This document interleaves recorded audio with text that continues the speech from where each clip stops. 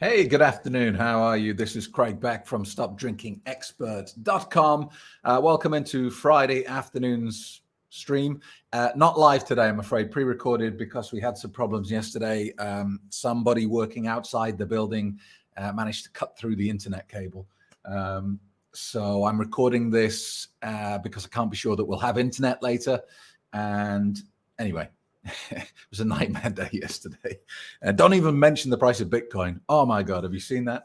Anyway, listen, so I thought I'd just to make sure that we keep some consistency going, I would make a recording. And today I wanted to just talk about what's going on with alcohol in the media. You know, one of my big bugbears is the narcissistic way that the alcohol producers kind of market their poison by stealth. These perpetual stories that go round and round and round that have no scientific base. For example, red wine is good for your heart. So many people justify their alcohol use because, hey, red wine's good for your heart. I've even had people say, Craig, look, alcohol's destroying my life. My marriage is hanging on by a thread. Financially, I'm screwed. But I just got that thing in my head that, you know, the red wine is actually good for me. This is nonsense. This whole story of red wine is good for the heart, you know where it came from? It came from an ad lib at the end of a nightly news program in the United States. This was, 15, 20 years ago now, but there was an "and finally," like the final piece of the news bulletin, and they were talking about the difference between cardiovascular health in France versus the United States. And there was this research done, and it was very poor quality research and you can tell it's poor quality by the fact that when they got to the end, they didn't really know what the research said. And so they made an assumption. That's how you know it's poor quality research. They didn't get the answer they wanted, so they just made something up. And this survey was looking at why cardiovascular health in France is so much better than it is in the United States, or was. And because they didn't come to a conclusion, they went, well, it must be because of the red wine they drink. I mean, no basis for that statement, just well, that'll do. And whoever was hosting this national nightly news program in the United States was obviously a bit of a drinker. And at the end of the piece, he went off script. Instead of saying, good night, we'll see you tomorrow, he went, and from me, it's a big thumbs up, and raised a kind of virtual glass to red wine. And the alcohol industry saw this and went nuts. They thought, it's just been on the news that red wine is good for your heart. We can now peddle this as fact. This is no longer opinion. It's been on the news. And they started sending out press releases. They had spokespeople made available. And it became this urban legend that red wine is good for your heart. And you'll notice something very sneaky with the alcohol industry is they never directly say anything.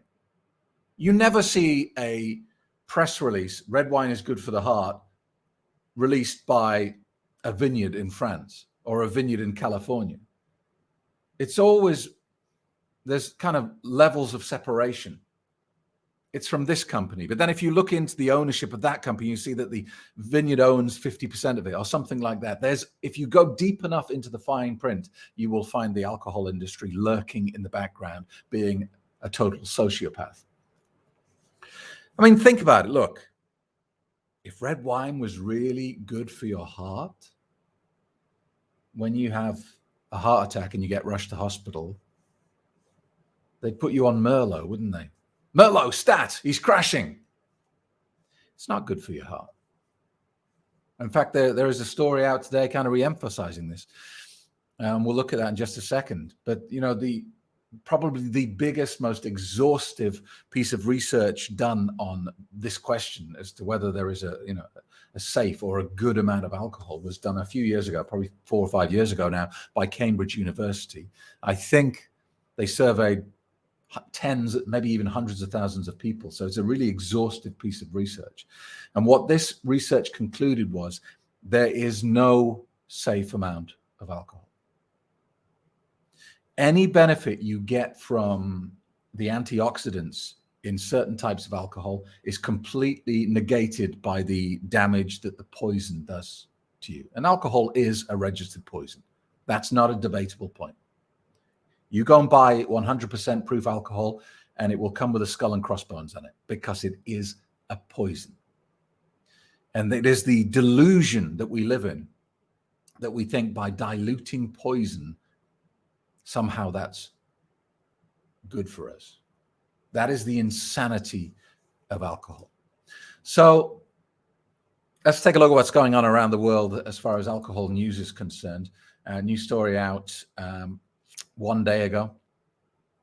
No amount of alcohol is good for the heart, a new report says. But quelle surprise, critics disagree. What a surprise. I mean, have you ever tried to tell a drinker that they should stop because it's bad for their health? Has anyone ever gone, yeah, you're right, I'm going to do that? They argue, don't they? But critics disagree on this science. Yeah, that just says it all.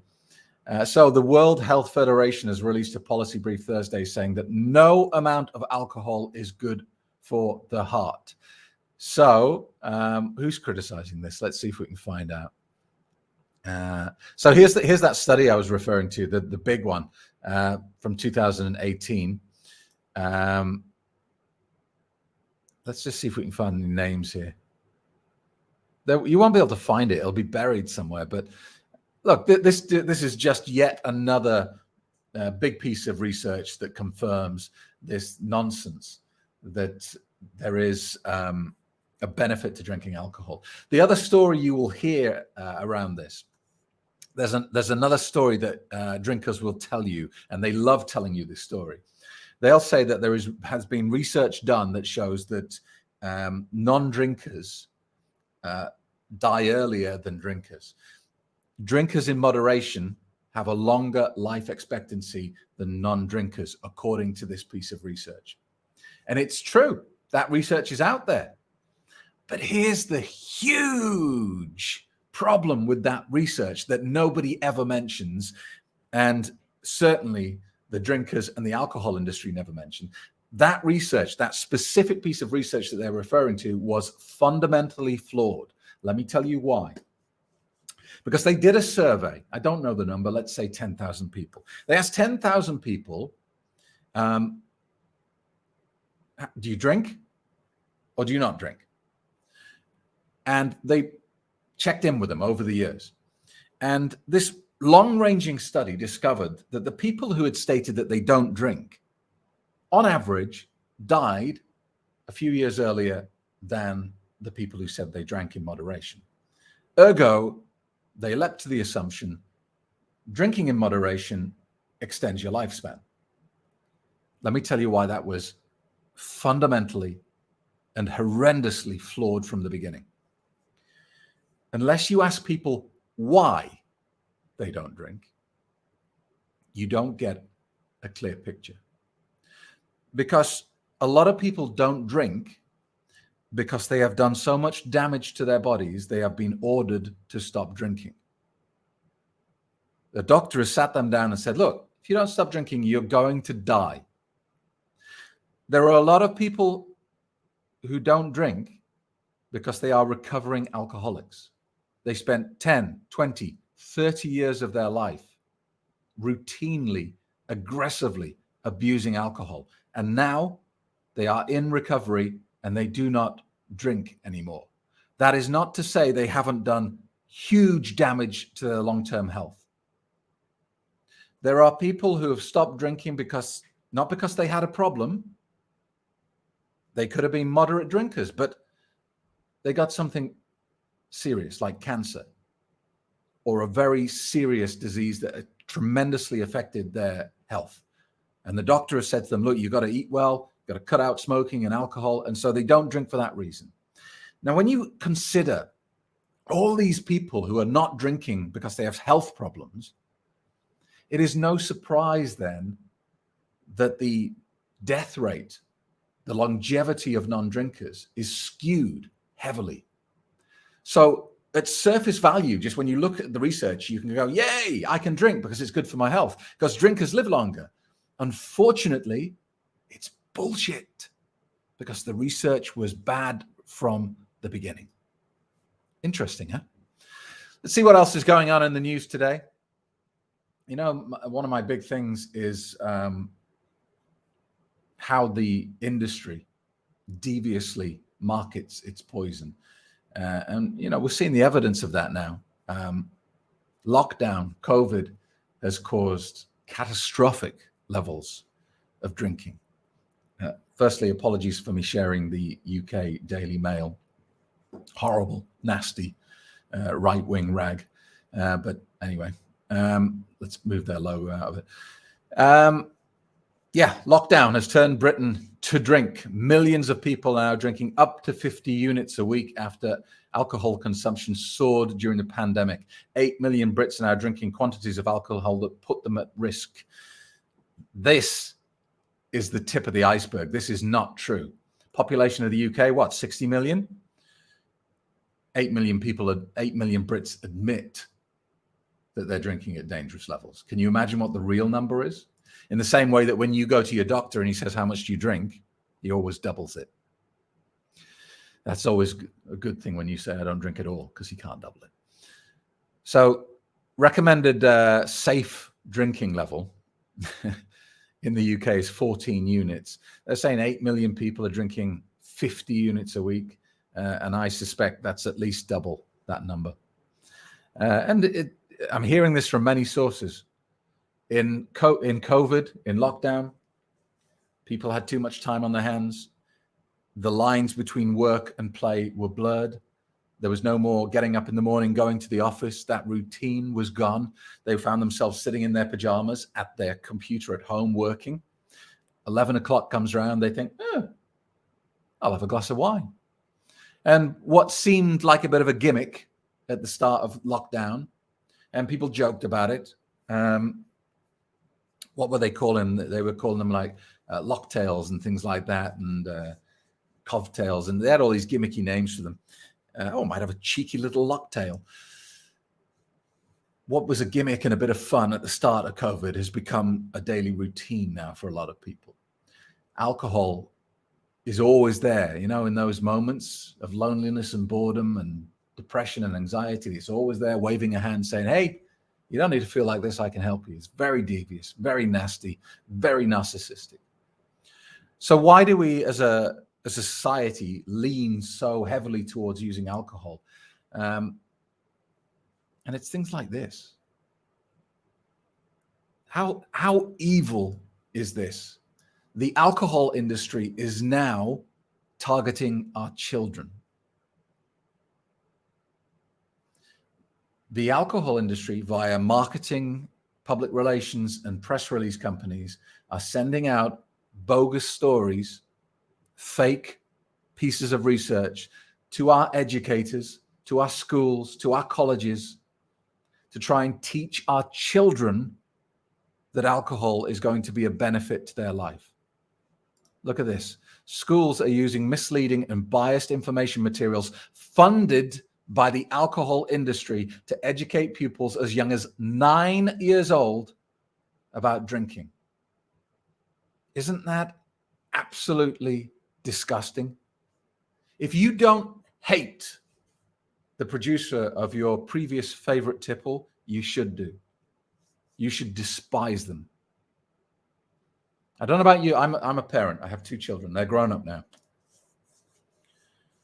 But I hope you'll agree with me. If anyone hurt your children, that would be it, wouldn't it? That's you know, you would do unspeakable things to them.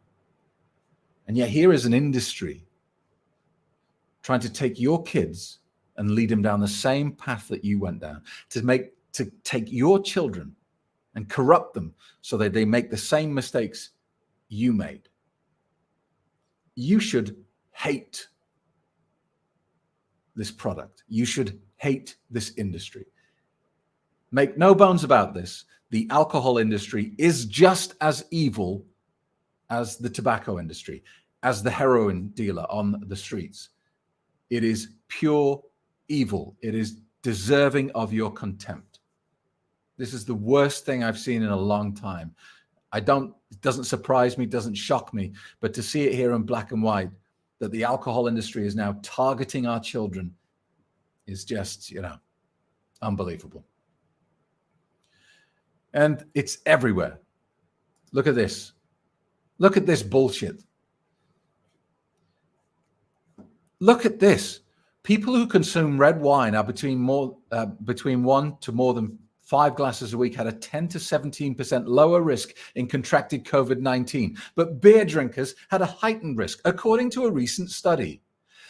Does anyone think that this study perhaps was funded by the wine industry and not the beer industry?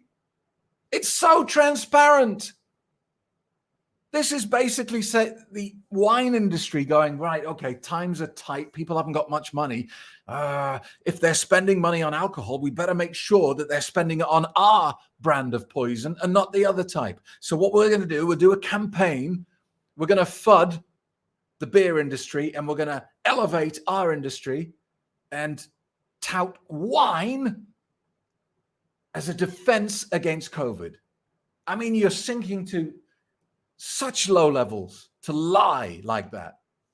Think about it. How on earth could wine protect you from disease?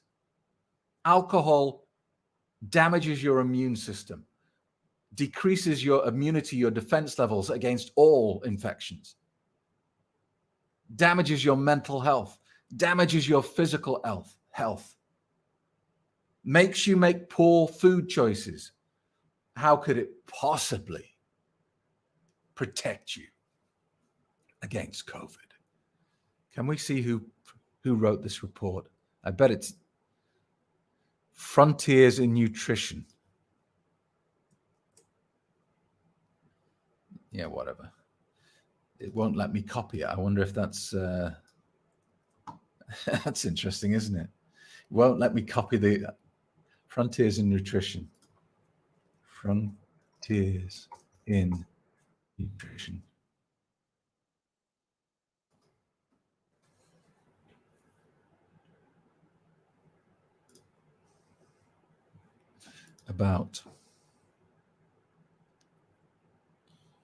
I'm just wondering if we can see any link to the alcohol industry. I'm sure they've buried it. Maybe this is just the publishing agent. I don't know. But anyway, it's not important. I guarantee you, I know for sure that story's bullshit. And I know for sure the alcohol industry is behind it, disguised by levels of PR agencies and press release companies and a whole big smokescreen. So that's it for today. Sorry I wasn't live because of the internet problems. But listen, here's the message I want you to take into the weekend. And I want you to think about it over the weekend. Look around wherever you live. Look at the advertising. And just take note of just how evil this industry is. I remember in the middle, at the end of the first or second lockdown in London, on the London Underground, Jack Daniels were advertising, and they were basically saying that lockdown's over, time to celebrate, time to raise a glass. They're just leaping on every opportunity. So I want you to look around your neighborhood, be hyper aware of what's happening on your TV station, on your radio stations, in the press. Look out for examples of the narcissism of this industry. And the more you watch my channel, the more you share my videos, I want you to become more and more filled with contempt for this nasty, sociopathic, narcissistic, evil industry. Thank you for watching. If you're new to the channel, you know what to do. Come on, click that subscribe button, hit the like, ring the bell, and comment below.